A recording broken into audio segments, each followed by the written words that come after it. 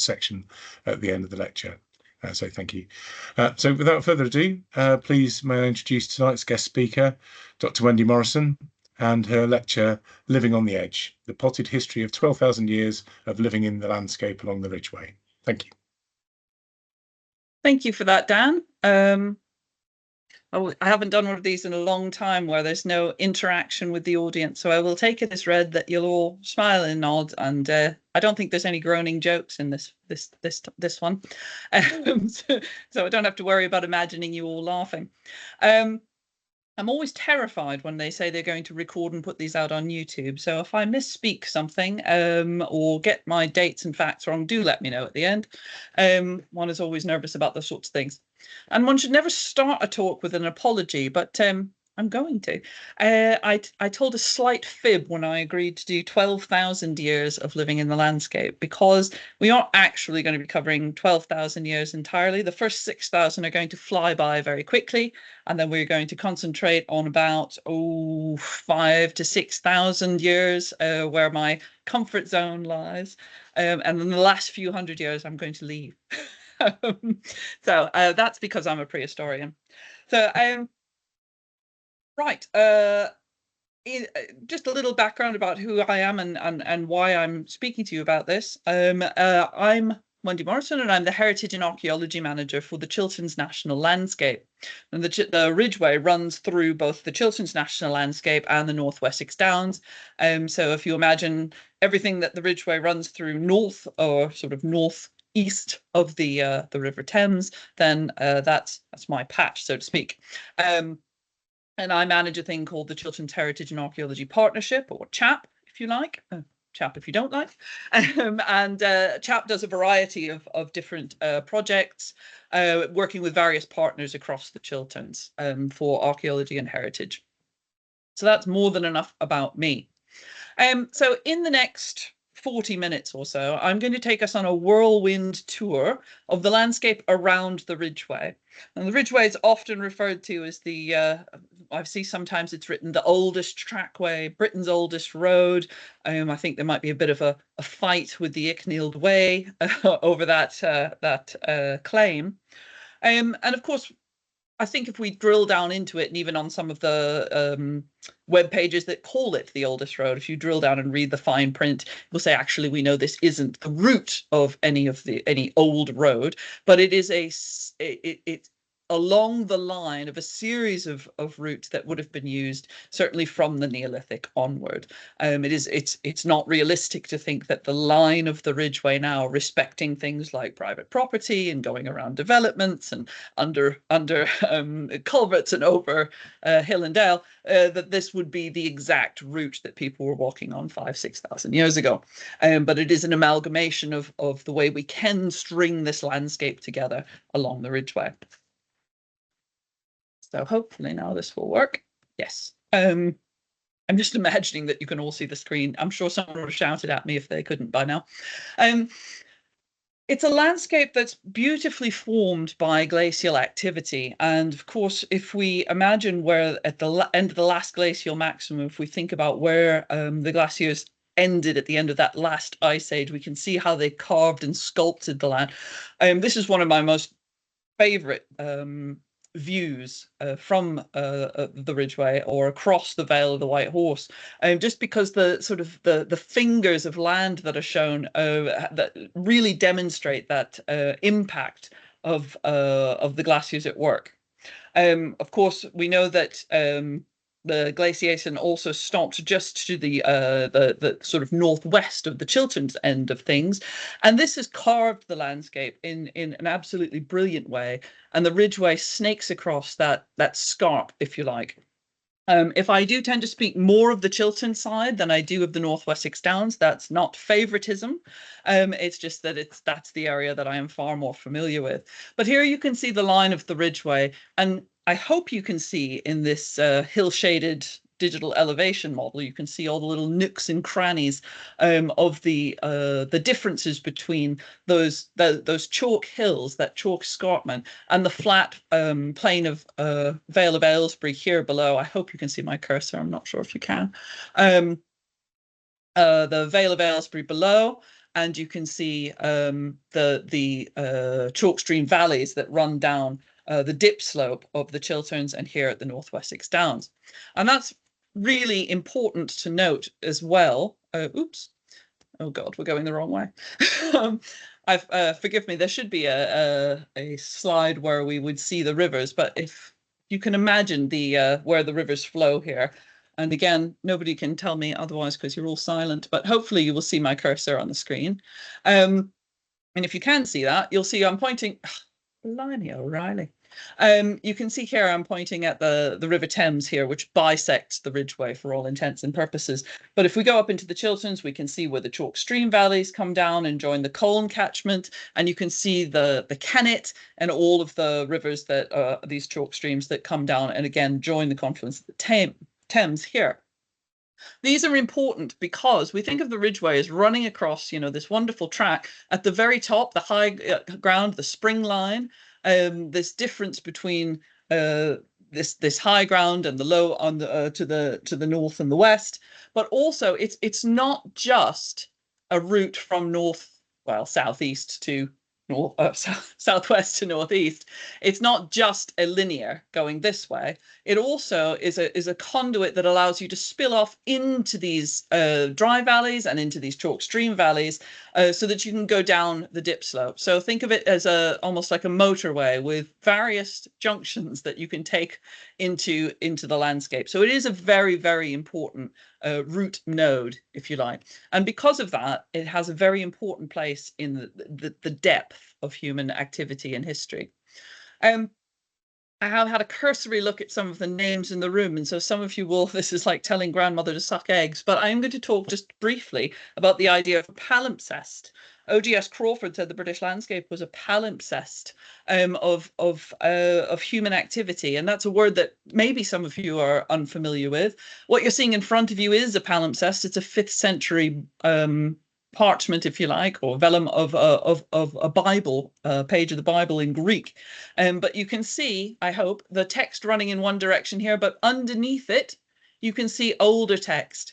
Well, in the good old days when writing materials were not quite as easy to come by, you might scrape off earlier inks and then put your new text on it. And this is called a palimpsest, where you can see the underlying text that's been partially scraped away and replaced by new text. And the reason Crawford called the British landscape a palimpsest is because if we look at things like crop marks from aerial survey, we can see the layers of human activity. It's an example here where you've got prehistoric ring ditches, but you've also got much later linears running through here. And you can see how all this archaeology is stacked on top of each other. Each subsequent feature being dug into older features, making that palimpsest in the landscape. And so thinking about the sort of long history of the Ridgeway and its surrounding landscape, we have to think about time, and that time depth. And apologies for those of you that have seen some of my Hillfort talks before. You have to suffer my my cosmic calendar for the British post-glacial period. But if we talk about time, I'm just going to set this up before I change the slide. If we talk about time and I say the Iron Age, we are actually talking about a really, really big chunk of time. If we talk about the Mesolithic, we're talking about a huge chunk of time, but it's sometimes hard for our brains to wrap around that. So we just tend to think of, oh, that happened in the Neolithic and that happened in the Bronze Age, without really getting a deep understanding of just the swathes of human generations that are involved in those convenient labels that we use. And so much in the same way that astronomers compress the entirety of existence into a calendar year to help them wrap their brains around time. So with the Big Bang on the 1st of January, and currently we're living on the last second of the 31st of December. If we do all that and compress that time equally, it helps us see just how infinitesimal the human impact is. All of human experience and everything has fitted in pretty much to the last minute of December 31st. So if we do that for Britain, and we imagine that the last glacier is melted on the 1st of January, and this calendar actually is for the ease of calculation, the year of 2000 was the 31st of December, and I really must update it. But if we do that, we can see that we actually are in the Mesolithic in Britain for almost half the year. And if we look at November, for instance, that red bit's the Romans. They get a lot of press, but they're only here for less than a fortnight. So we're going to refer to this occasionally as we flip through the different time periods, just to sort of get a grasp on how long we are talking about people in the landscape doing similar things before we get these sort of sea changes that help us mark the periods. These periods, I have to say, and most of you probably in the audience already know this, so it's slightly embarrassing, but for anyone who doesn't, these periods are just handles that we use to sort of wrap our brains around what's going on. Nobody woke up on a Tuesday and said, it's the Bronze Age, I have to throw all my flints away. Although there's a fantastic Mitchell and Webb sketch on that. But they're just conveniences for us to sort of get our brains around large chunks of time. So the Mesolithic, that first 6 months, what's happening in the Ridgeway landscape?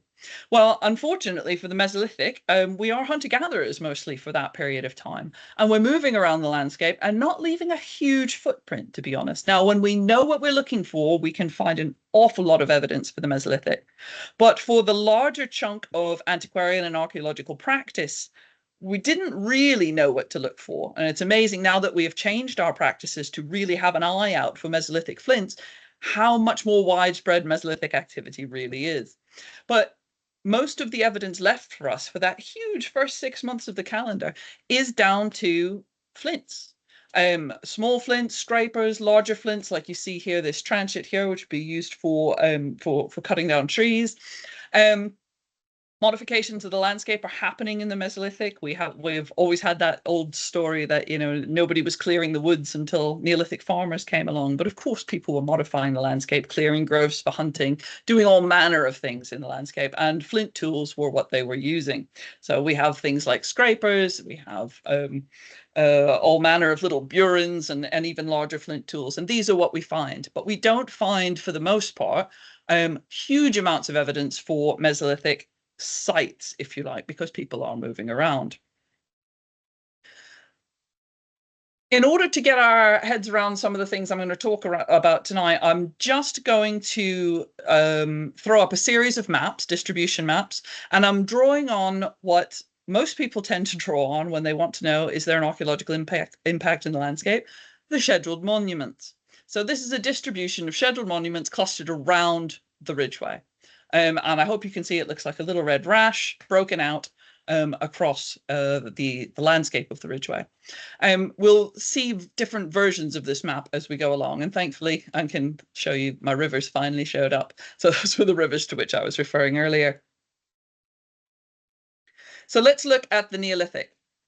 If we look at a distribution of scheduled sites for the Neolithic, and as I showed you, there are no scheduled sites for the Mesolithic. If we look at those scheduled sites that are for the Neolithic along the Ridgeway, we see that there aren't that many. And we do see that there's some interesting spatial distribution here. So what we have basically are stone circles, and then we have oddities like Silbury Hill, which is a big oddity. We've also got 2 barrows. So this barrow here is in the Chilterns. This is the Whiteleaf barrow, expertly excavated by Dr. Jill Hay and her team about 15 years ago.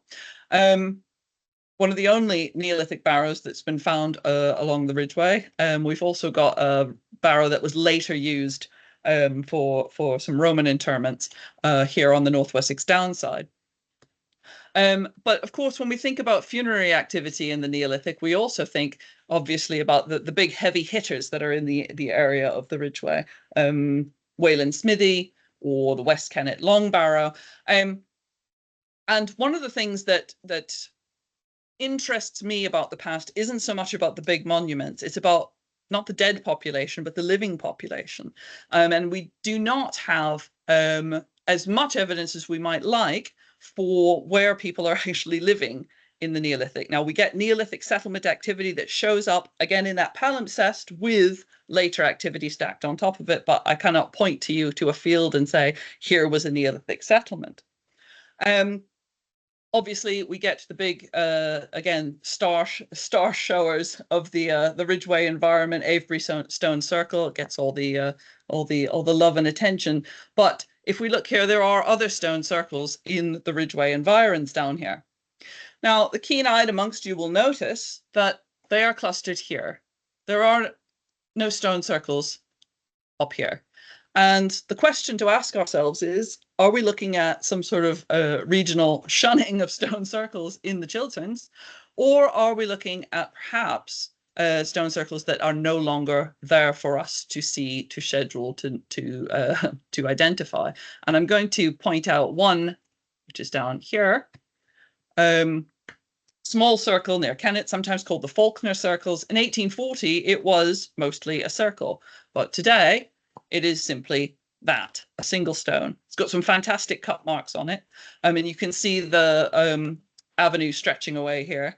But a sort of unremarkable stone in the landscape. So we all get very excited about Avery Stone Circle, and this poor little stone not getting very much love. If we can imagine there were stone circles along the rest of the landscape that we call the Ridgeway landscape, stone circles in the Chilterns even, can we not imagine that over the several millennia of their existence that they may have been moved, torn down, shifted, put into farm walls? Some of the work that I've been doing with Barry Cunliffe on Sark, we've been finding that many of the stone circles and dolmen have been torn down and reused as field boundaries and field markers. So I feel there's quite a lot of work to possibly do still in areas where the distribution suggests a thing doesn't exist. We might want to be looking more closely at some of our boundary markers in the Chilterns particularly, and in those parts of the North Wessex Downs where we don't see stone circles. Okay, so we're going to move on to the Bronze Age, which I've missed my little calendar. There we go. So now we are in September, basically, September and the first week of October. I did tell you this was going to be a flying tour. So here things get much more densely populated, if you like. Now this, again, I'm going to just sort of caveat this. This isn't to say that there was nothing going on in the Neolithic along the Ridgeway. What it means is, A, there aren't a lot of scheduled sites about Neolithic settlement along the Ridgeway. There isn't a lot of sort of exciting places you can go along the Ridgeway and see where the Neolithic was happening beyond those monumental locations. People were there in the landscape doing things. They were farming, they were clearing fields, they were doing both pastoral and arable farming. But we start to see the stamp of that much more concretely and much more observably down through the centuries and millennia from the Bronze Age onwards. What we have here is a distribution of Bronze Age barrows. So again, we saw those two Neolithic barrows. We're seeing Bronze Age barrows up on the Scarp for the most part, really densely observable here in the North Wessex Downs. And anyone who's ever walked this section of the Ridgeway will realize that you've got fantastic, phenomenal barrows visible in that entire Wiltshire landscape. They become few and far between as you come into this section of the Chilterns. And you could be forgiven for thinking that, okay, well, maybe somebody in this stretch annoyed someone at Historic England and they just didn't schedule anything in that area. But we've done a comprehensive LiDAR survey and the barrows just aren't there. There aren't any new undiscovered, hidden, sneaky barrows in this area. We've looked in the LiDAR. For some reason, barrow burial is not happening, or the barrows have been completely and utterly destroyed. We do have them further up in the Chilterns, and of course at the very end of the Ridgeway, or the beginning, depending on how you you walk it, we have a series of barrows up at Ivinghoe Beacon. Going the wrong way. This is a LiDAR image of Ivinghoe Beacon, and if anyone's ever made it up the entire Ridgeway and ended there, you will have, of course, seen these barrows. Now, some are very easy to see. This one here shows up quite well with its ring ditch in the LiDAR. This one here, right at the entrance of the late Bronze Age hill fort, we'll come on to hill forts in just a moment, this barrow is really sort of tricky to see on the ground if you don't know what you're looking for. There's no particular grandiose nature of the mound, but the ring ditch is visible on the ground if you know what you're looking for, but it shows up absolutely beautifully here in the LiDAR and centrally placed as you approach the entrance to the hill fort. This one is a little bit in contention. It's probable that it's a barrow, but it may also be much, much later. We know that it was used as a beacon, and that it has grown in height from its use as a beacon over the last 200 to 300 years. Whether it started from scratch as a beacon in the last 200 to 300 years is up for debate. But it is, again, one of our more densely barrowed, if you like, parts of the Ridgeway landscape in the north part of the Chilterns.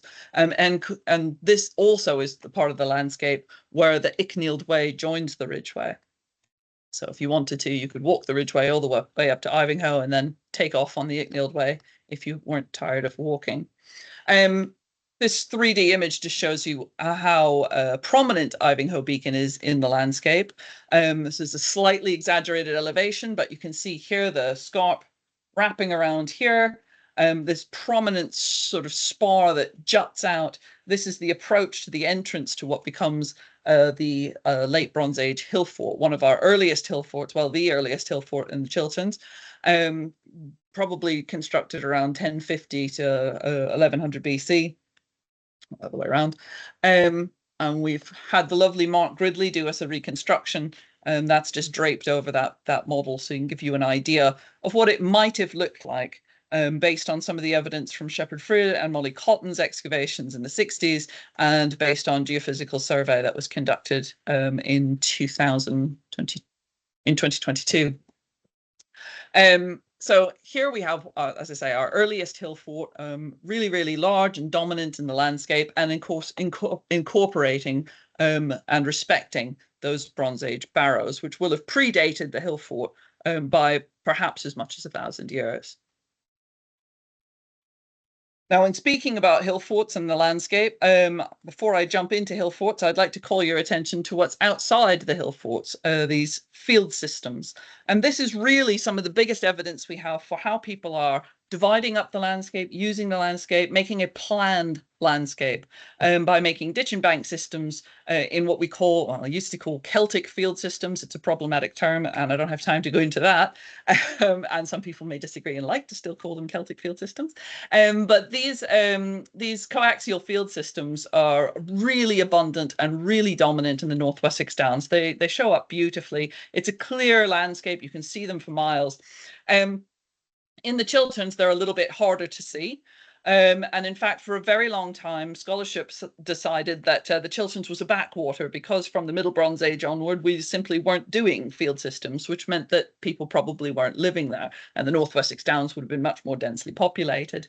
But the LiDAR survey that we flew in 2019 has revealed a lot more of these field systems. Now, of course, we can't for sure say that they date from that Middle Bronze Age period to the late Iron Age, that chunk of later prehistory, without digging them. And even when you dig them, it's very difficult to get good dating through your random slot that you might have been able to excavate. But based on morphology, based on what they look like, we think that we have discovered hundreds of these field systems in the Chilterns. And if you can't see them very clearly here, this is Wendover Hill. This is Boddington Hill Fort at Wendover. So the Ridgeway is very nearby. And I'll just show you a schematic. So there is that hill fort. Here are some of these field systems still in existence, protected by tree cover in many cases. And here's the path of the Ridgeway going through there. So if we were to extrapolate, here you can see all this development, which is now Halton and Wendover. But if we could extrapolate, we would see, again, as densely filled a landscape, I believe, with these field systems as we have in the North Wessex Downs. So if we think now, here we are, we've gotten through our Bronze Age and we are now in the month of October and it's the Iron Age. And I would just like to say, we throw these things around, but the Iron Age itself is just about as long as what separates us from the Battle of Hastings. So it's a pretty big chunk of time that we're talking about.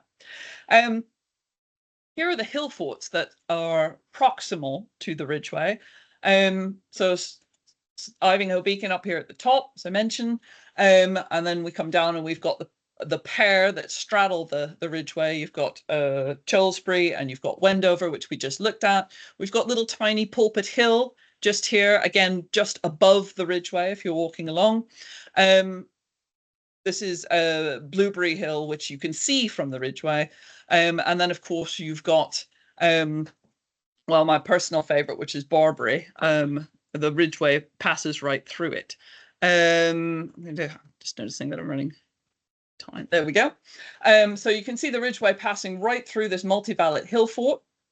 There's Saigsbury Camp as well along the Ridgeway, and just a fantastic number of really well-preserved hill forts. These hold dominant places in the landscape. They are simply a handful, and I notice Gary Locke's in the room. They are a handful of the 4,000 hill forts that populate Great Britain and Ireland. Hill forts, of course, big, as I mentioned, the Ivanhoe Beacon constructed quite early on. They span from the late Bronze Age right the way through to around 300 BC. That's a huge chunk of time in and of itself. So you may have hill forts being constructed for completely different purposes over that large chunk of time. Some will have had settlement in them. Some have no evidence for settlement in them. This one in particular, Barbary, is interesting because survey has shown that there was probably something upwards of 40 roundhouses. There's good evidence for roundhouses in Barbary Camp. And it becomes important, a significant place in the landscape, even after its abandonment. So it's abandoned probably somewhere around 100 BC, 150 BC, before the Romans arrived. So there was a lot of early antiquarian thought around these hill forts that they were probably constructed to fight off the Romans, or a lot of them were thought to be constructed to fight off the Danes, which is why so many have names like, you know, Danebury and Danesfield and that sort of thing. But of course, they predate both of those sorts of activities. It was long thought that they were constructed for defense, and some of them show evidence for that. But some of them may have simply been sort of monumental markers of the landscape again, communally, people coming together to put their stamp on the landscape in a place that's highly visible, that could be used as a refuge or as a place to keep your livestock or as a place to have a great gathering, what's called seasonal aggregation, which is a nice way of saying everybody coming together perhaps in the spring to, you know, exchange different livestock, meet new people, and come together. And in fact, if we fast forward all the way to the Middle Ages, we can see that these sites are used again as sites for local fairs sometimes, and for that same sort of aggregation. This particular site is interesting in that there has been some Roman evidence excavated from it. There's no sign of Roman settlement within the hill fort, but there are some deposits within the hill fort of material that suggest that it was probably a special place to people. And of course, in the post-Roman period, so in the Saxon period, if you like, there are Saxon burials within there as well. So people are continuing to go back to these places in the landscape. Again, that palimpsest, places becoming significant to people for different reasons, perhaps, over long periods of time. And of course, you know, we're leaving our mark on that palimpsest. You can see the Ridgeway Trail, thousands of feet walking along there every year, tens of thousands probably, leaving that mark in the landscape as well. Sensitively, one hopes, through the hill fort. In this Iron Age period, we also have another series of monuments in the landscape, collectively known as Grimm's Ditches. Now, there may be some sharp intakes of breath in the room saying, but they're Saxon, or but we don't know. And that is really true. In some instances where dating has been achieved, the odd potsherd, some of them do suggest that they're probably Iron Age in date. But some of them are completely undated. And it may well be that some of them are more akin to the Wansdyke, which is down here, and I've put it in red because we know that that dates to much later, medieval boundaries. What are they for? Well, they may be for, again, like hill forts, a multiplicity of functions. They are basically ditch and bank again. Here you can see a section of Grimm's Ditch in Buckinghamshire. This is a section of the Mondwell's Grimm Ditch in Oxfordshire, which if you have questions about, you must ask Dan at the end, because he's doing a fantastic piece of work on the ditch. This is Mondwell's Grimm's Ditch here, and as you can see, it coincides with the Ridgeway. So when you're walking the Ridgeway Trail, you are for some length of time walking right along the top or bottom of Grimm's Ditch. These ones here are quite interesting because they seem to cap the tops of two river catchments. So this is catching the top of capping the top of the ridge that leads down and drains away into the Hughenden stream and ultimately the Wye. This one seems to cap the Chess River catchment. And both of these delineate sort of the difference between the highest ground going down the dip slope and then on the other side dropping away to the low ground. And it is possible that instead of being tribal boundary markers, as we've sort of had in the literature for a long time, they could simply be another way of marking up the landscape in a very similar and yet enigmatic to us way of the way that people were marking up field systems in the Middle Bronze Age and onwards. They may be demarcating where you have your arable and where your pastoral starts. But again, without more robust dating and without a lot more work on these features, we again won't know. The most frustrating thing about being a prehistorian is not knowing. It's making the best fit for the evidence that we've currently got, and then having to give up all your ideas in the face of new evidence if it comes along. We've talked about monuments, the big hill forts. We've talked about the big boundary banks and ditches. But really, again, as I said earlier, for me, the more interesting thing is what was everybody doing most of the time? People weren't building hill forts all the time, and they weren't out going, making these big boundary ditches all the time. Most of the people were getting on with their lives. They were farming and they're raising their children and raising their crops. And so it's the Iron Age settlements that really interest me, and the thinking about how their lives changed in this landscape over the course of the big sea change that was to come, which was, of course, Roman administration. And so if we ease into thinking about that Roman interlude, that very short 10, 11 days that they were here, what a massive impact that they leave. The other thing we always have to remember is that we talk about the Romans as if everybody was walking around in toga and speaking Latin. It's more Roman administration of this part of the world than everybody population replacement, and we've just got Romans living everywhere. So most of these places that become Roman farmsteads, they're these guys, they're the Iron Age farmstead guys using new technology. It's their next generations taking on new crops, new technologies, new ways of thinking, and new ways of adapting.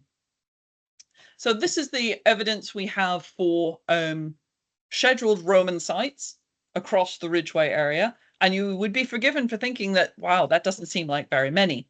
And again, like I said, we were starting as our starter for 10, the scheduled sites.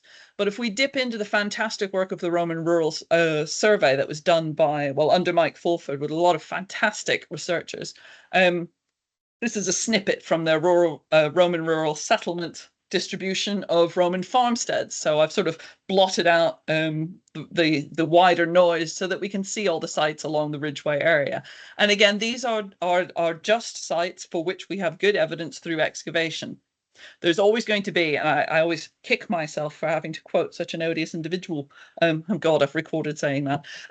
But Donald Rumsfeld said, remember the unknown unknowns.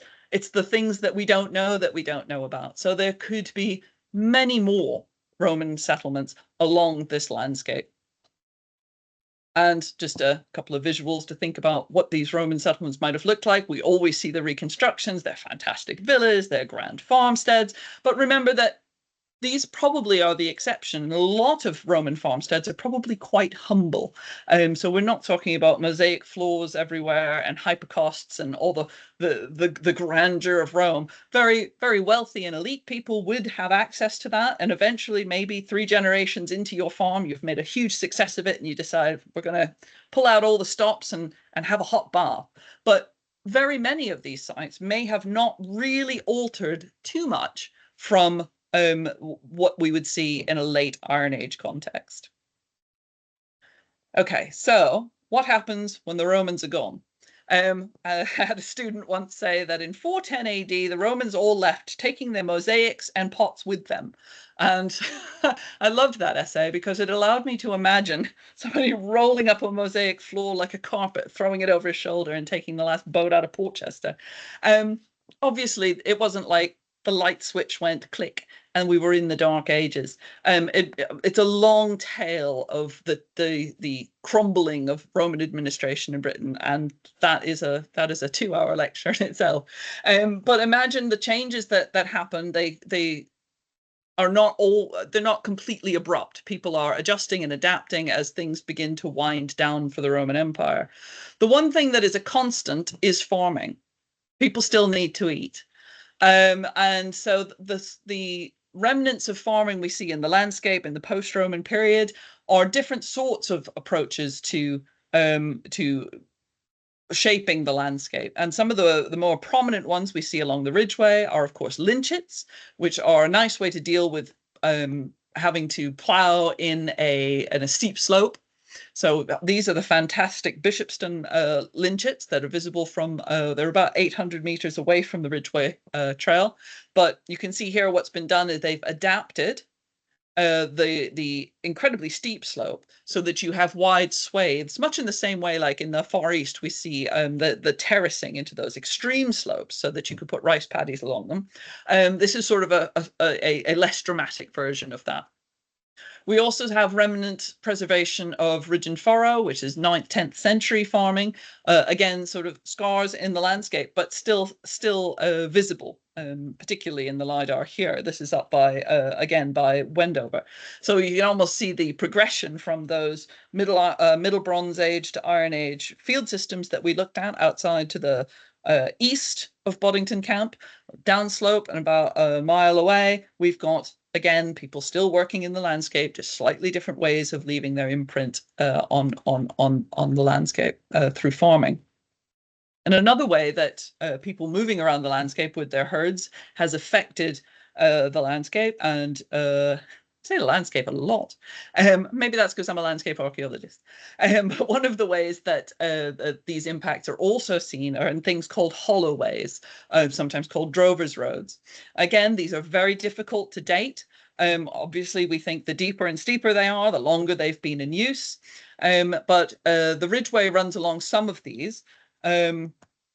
This one in particular, we've got here a photograph of people in it for scale, but this one runs along the bottom of Chinner Hill and links up with the Ridgeway Path. It's sometimes called Blood Valley because it reportedly was used not only as a Roman road, but it was used during the Civil War. And there was a skirmish at the end of it. So the locals sometimes call it Blood Valley. Here you see a schematic, an artist's interpretation, sorry, of how it got to be so steep-sided. All those cattle hooves being driven along there for such long periods of time. And in the wet, if anyone's ever walked the Ridgeway in the wet, chalk is soft, chalk is slippery, and you can imagine if you are several tons of hooved energy moving along that, you're churning it up and making it even more of a conduit for the rainwater to erode down the sides, and that's how these things deepen. Now, we're far out of my comfort zone when I point to this last category of scheduled monuments along the Ridgeway. These are medieval settlements. So if you clip the data set of scheduled monuments to show me all the medieval settlements, this is what you get. And you would be right if you thought that doesn't seem like a lot, because these are the sites, you know, all the other medieval sites, we're on them. We're living in this landscape, and that palimpsest, we continue to settle where people have settled for very long periods of time. The other splodges that should be here are all underneath the towns and villages along the Ridgeway. And the formation of those fantastic strip parishes, which take into account these long, thin strips so that you get the top of the Ridgeway, you get the spring line, you get wooded areas, you get difficult arable, you get gentle arable, and then you get down bit on the vale. So many of the parishes and villages that we know now, you know, Prince's Risborough, Monk's Risborough, there's these thin fingers of territory marked out for those parishes, just so that every piece of the landscape, of the ecosystems along it, of the resources are available to each of those parishes. Now, there will be probably people in this series of talks who are far better qualified than I to talk about the post-Roman period, the medieval period, and all the wonderful and exciting archaeology and heritage that's wrapped up in things like enclosure and post-enclosure and the commons along the Ridgeway, the use of the beechwood, the bodgers that were living in the woodlands along the Ridgeway. All of that I am not really qualified to go into great detail on. But I do want to hark back to this common thread that runs along the whole of the Ridgeway landscape. And that is our use, exploitation, if you might like, and sort of inextricable connection with the farmed landscape. Anyone who walks along the Ridgeway is going to realize that there is this picture here. We've got arable, we've got pastoral. As an interesting side note, the alt text that comes up on this says a herd of cows along the Ridgeway. But I think even with my old eyes, I can see those aren't cows.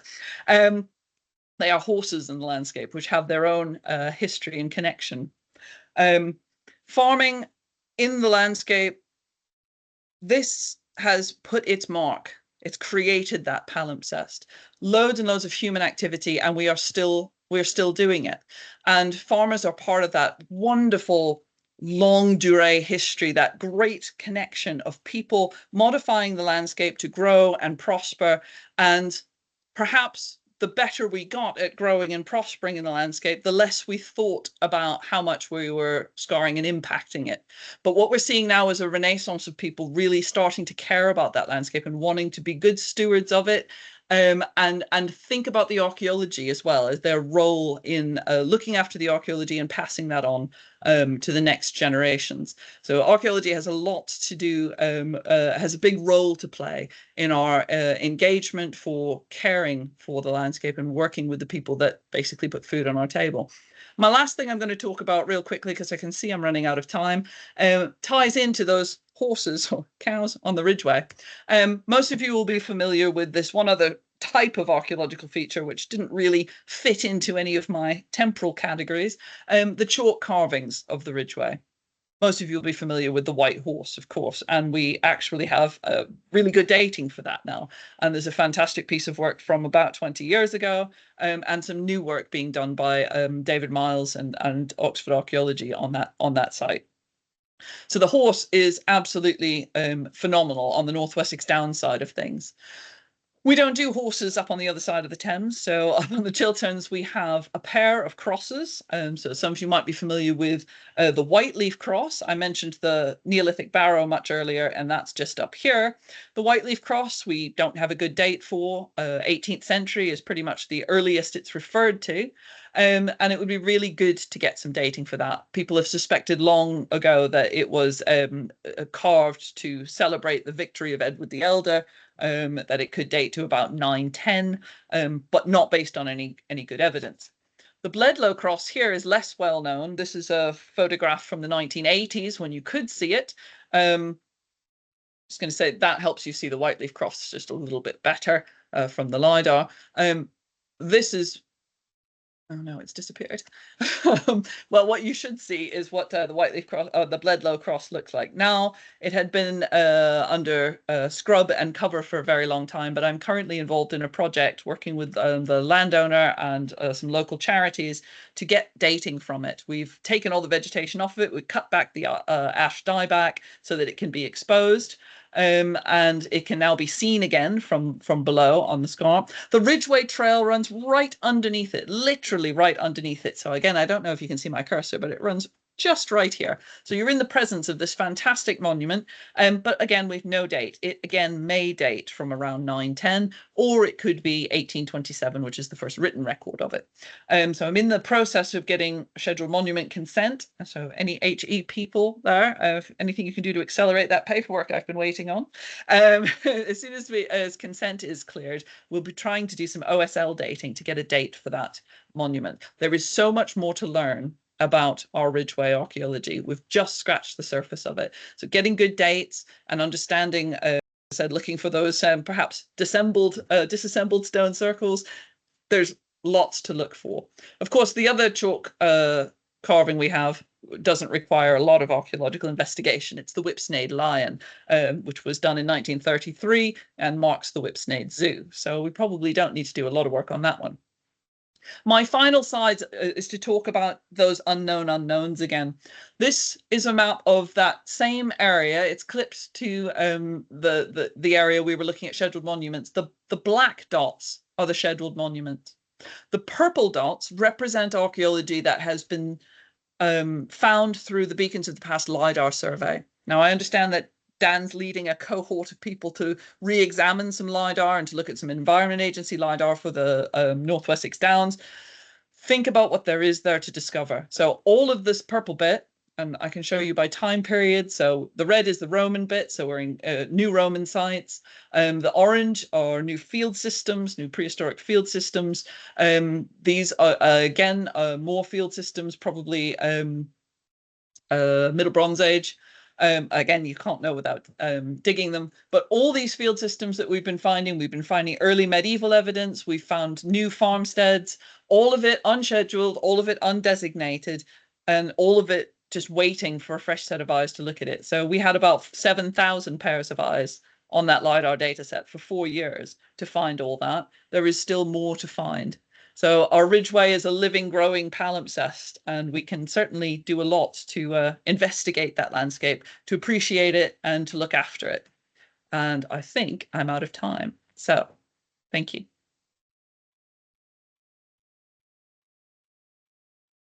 Dan, come save me. Wendy, that was amazing. Thank you very much. Last boat out of Porchester, I particularly liked, and the palimpsest analogy as well. So thank you for that. I don't know if anybody has any questions they'd like to put in the chat. I don't think we have anything at the moment, but I've got a couple, if I may. Is that okay? Fire away. The dense field systems on the ridge. Does that suggest to you that the more fertile valleys and spring line are equally densely farmed, and does that have a knock-on suggestion that there's a correspondingly much larger population than we previously considered, and what happened to it? Was there some kind of COVID-style pandemic? That's a really good set of questions. So where we're finding those new field systems, I guess if I go back to this, you can see they're sort of tucked away on the dip slope side of the Ridgeway. They're not right up on the top, so they're just off the Ridgeway. I think what we're looking at is if we look at those as proxies for the arable, if we can assume that those field systems are strictly for arable and not just for sequestering livestock, then we probably have up further on the more difficult soils, we've got an equal density of pastoral farming. Population estimates, I always think population estimates are really, really tricky. But I would say, based on what we've been able to map, and what I haven't even gone into here is my colleague on the project, Dr. Ed Pevler, he came up with a proxy for some of these field systems where they've been ploughed out, because we do see in some of the later prehistoric ones, the Iron Age ones, we see marling pits in the corners of some of these fields. And then we see other fields where we've got the marling pits in very regular order, but no bank and ditch system connecting them. So he's been suggesting that we use those marling pits as proxy for more of these field systems. So we've got hundreds and hundreds and hundreds. How does that affect population? Well, you wouldn't be producing all this. You wouldn't be able to farm all this. You wouldn't be producing all of this food if there wasn't anyone living there.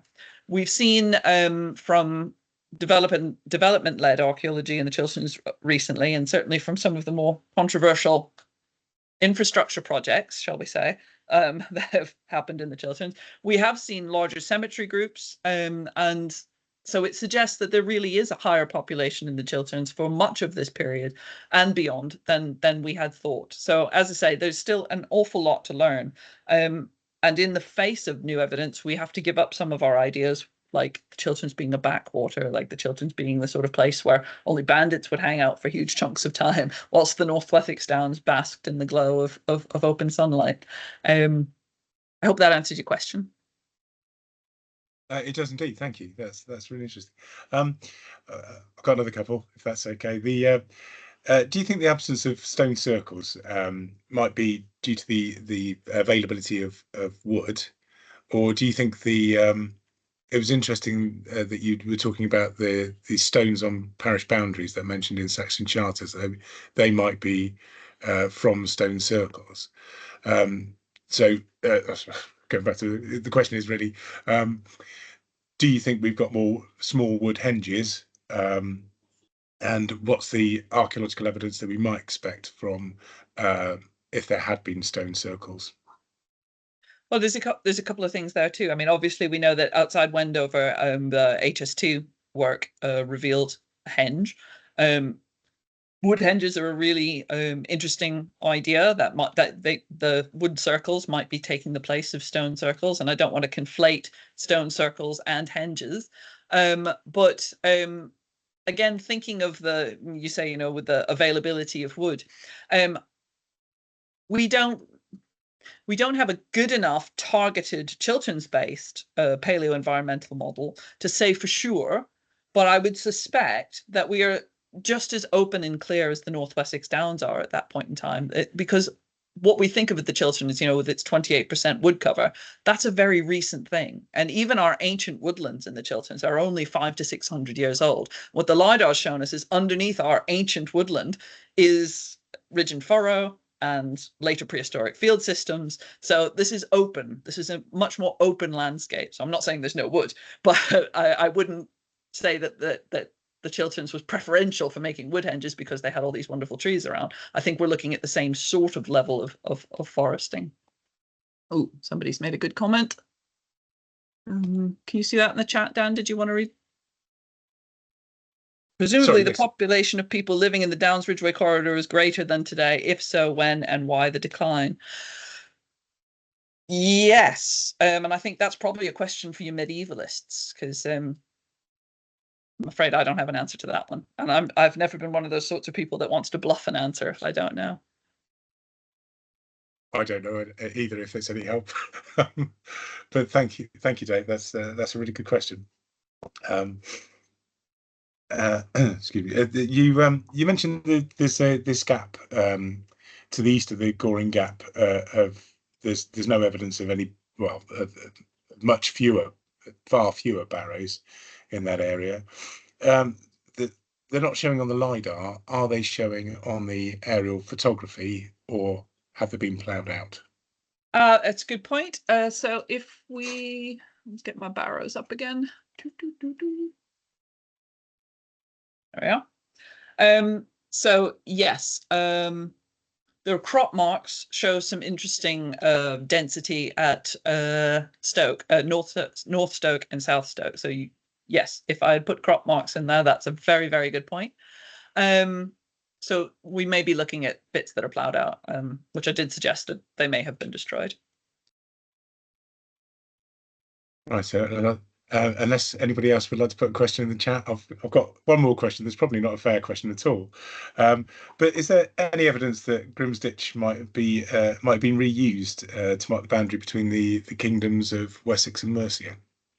Okay, so as soon as you say Wessex and Mercia, I go, oh, I'm over my head. But yes, if you look at the where some of the Grimsditches marry up with even relatively modern boundaries, yes, of course they're being reused. I mean, why would you go to all the effort of constructing some new boundary when you've got this fantastic boundary that's been respected for a really long time? Similarly, we've got a wonderful example. It's not a Grimsditch, it's not a ditch and bank, but it is a large stone, a large piece of Hertfordshire's pudding stone, which is probably on the location of a moot mound, if you like, down on the River Chess. And it just happens to coincide with the old boundary between Hertfordshire and Buckinghamshire is. So yeah, you've got these things that are being reused over time. So why wouldn't the Grimsditches be used? Absolutely. Thanks, Wendy. That's really interesting, and thank you very much for this evening's lecture. It has been fascinating.